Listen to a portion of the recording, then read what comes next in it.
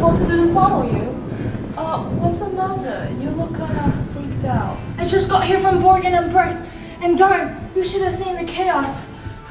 I mean, I swear I saw the Dark Lord in the reflection of the Dark Lord. I mean, I heard he was gaining power, but I never expected this.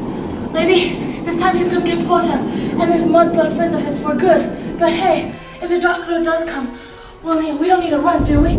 Do you remember the dark sign, the one with the what was it? The snake and the skull on it?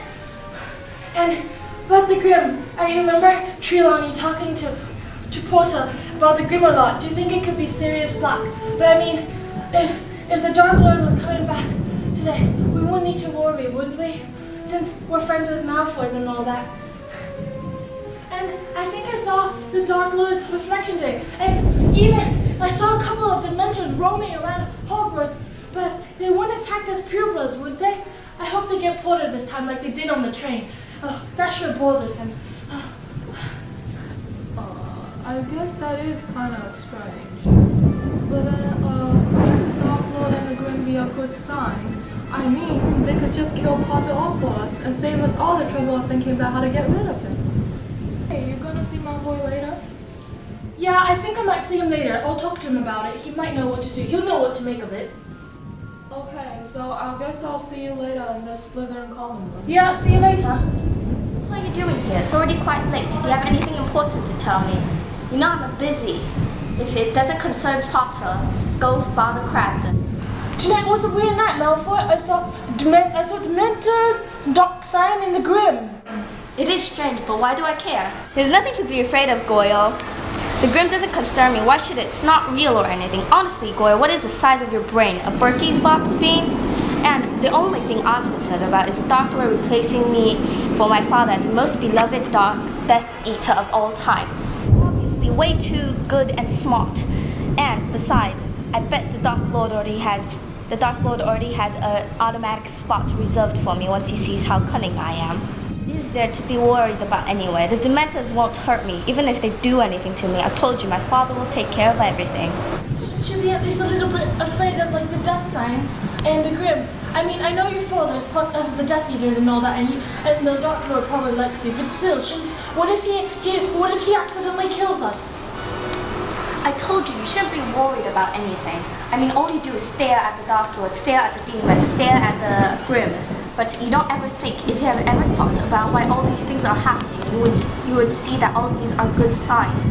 Besides, I told you before, none of these things could hurt me. I'm on the Dark Lord's side. I've never seen the Grim before, and the Dementors don't dare put their lousy faces, if that's what you want to call them, in front of me. Everybody worship Potter that much anyway. Even that great, but everybody's begging for him. All he did was block that stupid spell from the Dark Lord, and that was even when he was a baby. And he's not even a pure blood like me. He's just a filthy half-blood with a mud-blood mother and blood-traitor father. That at least one of these things can take him out. He's not even supposed to be in Hogwarts anyway. What can he actually do? Yeah, I think everybody thinks that Potter has like a magic shield that can block spells or something. And it's just not that Potter boy. Since Dumbledore became headmasters, the Mudbloods and the Half-Bloods became way too arrogant. Pure bloods like me have to bow down to atom-brain Mudbloods for nothing. We have to stop bowing down like cowards and remind people of Slytherin power. Hey, you're right. Potter is just a half-blood orphan that everybody gives too much bloody attention to. Idiot, that's what I've been telling you, and that's why I've decided to get revenge on that Potter bear. I'll do something about this problem myself, and make Potter grovel in front of me, I'd rather suffer from a Dementor's kiss than watch one more person go in front of him and take pictures or whatever. At least if I suffer a Dementor's kiss, I won't have to be humiliated every time I see his arrogant know-it-all face. You see, Goyle, this is how much I hate Potter. Nothing will stop me from making him feel some pain. And you, Goyle, would feel the same way if you had even had a little bit of brains in you. Yes, I totally get you. A demented kiss thingy is totally better. It's a demented kiss. Get your names right. And why should Potter, of all people, be so popular anyway? He wouldn't be if it wasn't for that stupid scar he was born with. That pathetic guy, because he thinks he's the chosen one or whatever. He sees other people as inferior, and yet those superficial people with inferior blood actually believe something great and grovel under him, like those blood traitor Weasleys. And after all, he wouldn't be a half as great a person if people weren't so gullible, being tricked by his words. People so dirty and vulgar should be purged by the Dark Lord with our help. Are you, Goyle, also a coward blood traitor? If so, then go on, be a coward. But I, Draco Malfoy, will not be subservient. I'm not a blood traitor. Whatever you do, Malfoy, I'll do too. So since I expected you to agree with my plan, I invited some qualified pure-blooded Slytherins into our plan. They're all trustworthy people who can tell good blood from bad blood. Oh, okay, and I'll know they'll be waiting at the Slytherin common room. Come on, let's go to that quiet, dark place where we can finish our work. Did you hear that? Bloody hell, what is wrong with this night? Who's out there? Oh, I think it's just Pansy Parkinson. I recognize the tune she's humming. Hey there, Pansy, what are you doing here? I came to get you.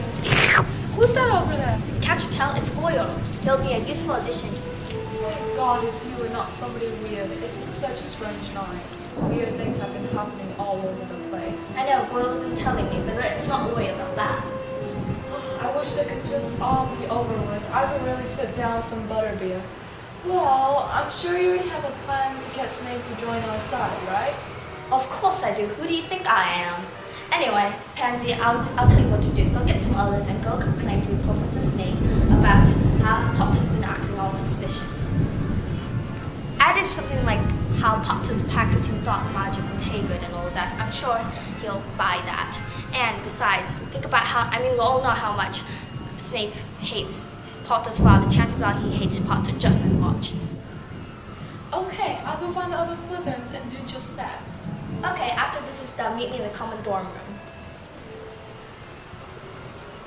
Come on, Goyle, we have our own job to do. Okay. I'll personally talk to Snape myself. I feel really good about this plan. Snape's practically on our side. Just a little nudge and he'll be with us. With Professor Snape, it's totally going to work because he's a professor and all the Slytherins like him and he has lots of power. And plus, Dumbledore totally trusts him. Come on, you're finally making the connection. Let's go and get Snape on our plan.